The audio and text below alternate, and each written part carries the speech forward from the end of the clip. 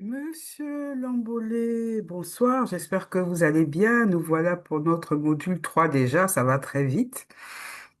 Et j'espère aussi que vous avez commencé à travailler, à vous entraîner un peu à réécrire votre CV pour vous tenir prêt afin de pouvoir candidater correctement à ce YPP programme.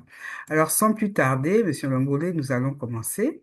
Dans ce module 3, on va voir vraiment, on va commencer à rentrer dans comment rédiger le CV et les essais, voilà, pour pouvoir candidater de manière correcte à ce programme de YPP. Alors, à la fin de ce module, vous serez en mesure de comprendre quel est le rôle stratégique des essais dans le processus de sélection, rédiger des réponses structurées et percutantes aux trois questions d'essai, parce qu'il y a trois essais, appliquer les techniques de storytelling professionnel, en fait, la méthode STAR, qui va vous servir à rédiger vos essais et votre CV. Voilà, alors on commence. Alors pourquoi les essais? Comme je vous ai dit, quand vous allez postuler, vous allez voir, on va vous demander de télécharger votre CV. Et aussi, on va vous demander trois essais, un de 250 mots et deux de 400 mots. Faut pas dépasser le nombre, hein. Vous pouvez faire moins, mais vous ne pouvez pas dépasser, sinon le système vous rejette automatiquement. Voilà. Donc, dans les trois essais, c'est un peu comme les lettres de motivation. Voilà, mais c'est vraiment, c'est un peu plus costaud parce que là, c'est comme si on vous demandait trois lettres de motivation avec pour accompagner le CV. Alors pourquoi les essais? Parce que dans le CV, souvent on synthétise ce qu'on a fait, on n'a pas le temps de développer. Or, vraiment, souvent dans le CV, on ne voit pas la percutance du candidat. Alors, vous allez vous permettre de mieux vous exprimer les petits points, voilà, les petits points que vous avez mis là.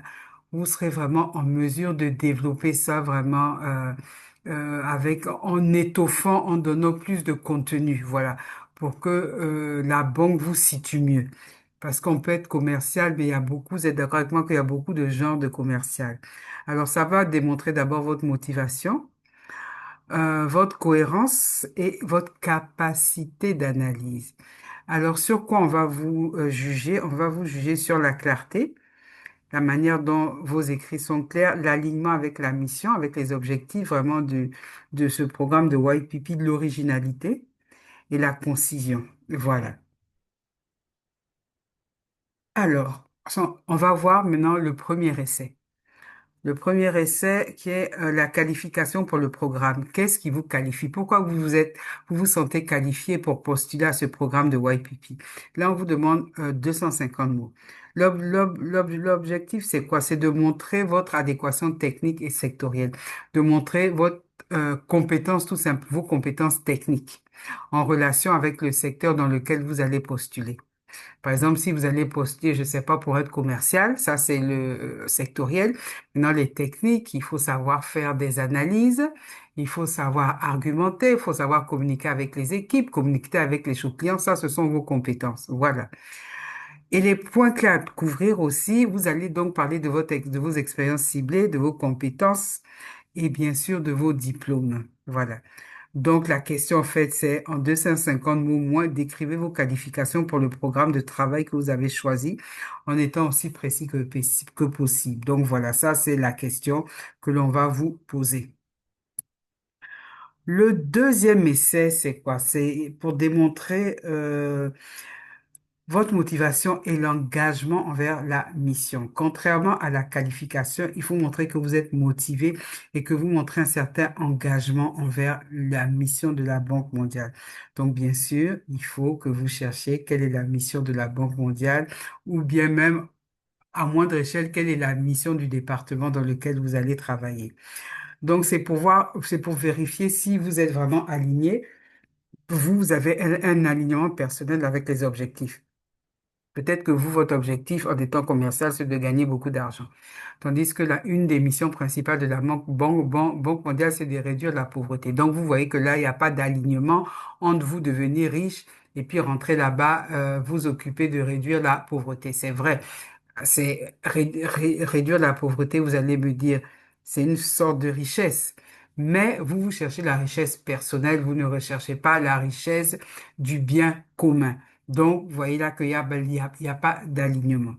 Alors, les points clés à couvrir, c'est votre, vraiment, il faut un déclic personnel, lien avec le parcours. Est-ce que vous avez les mêmes valeurs, la même vision à long terme? Voilà.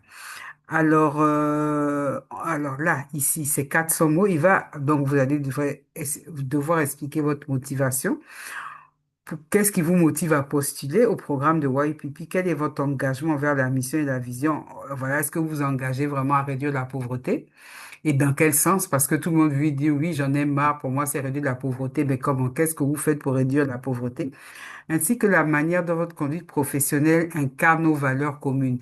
Vous, si on a appris dans votre ancien boulot, vous voulez réduire la pauvreté, mais que vous passez votre temps, je ne sais pas, être corrompu, à prendre je dis pas que c'est votre cas, à prendre des pots de vin, vous travaillez à Brassivoire, je crois, si j'ai bien compris, aller dérober les stocks la nuit pour aller vendre pour votre enrichissement personnel. Vous voyez que là, ça n'a rien à voir avec la réduction. Ça a à voir avec la réduction de votre pauvreté, même si vous n'êtes pas pauvre, mais pas la réduction de la pauvreté du monsieur tout le monde. Voilà.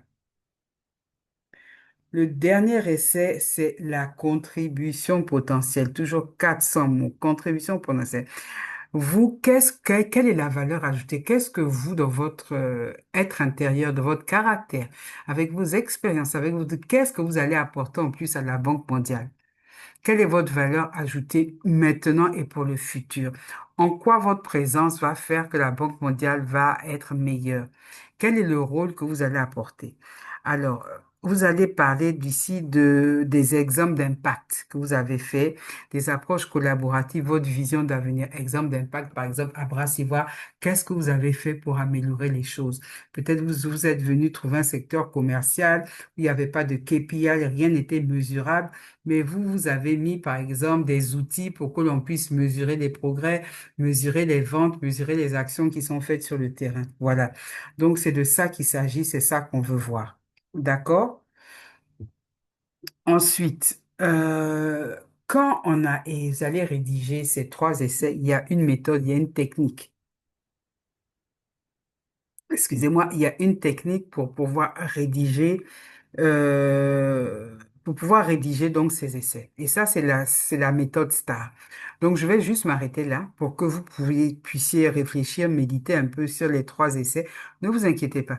J'ai fait des exemples que je vais vous envoyer par email et qu'on va revoir même dans une vidéo, mais que vous puissiez réfléchir déjà à voir comment vous allez vous ajuster par rapport à ça, parce que l'exemple que j'ai fait, peut-être que vous allez le modifier. C'est juste un Canva que j'ai fait.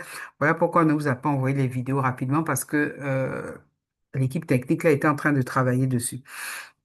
Donc voilà, c'est juste un template, c'est juste un exemple que vous pourrez garder et amener vos propres modifications. Donc là, on va se dire à tout à l'heure pour la deuxième vidéo pour aller un peu en profondeur avec cette méthode STAR là.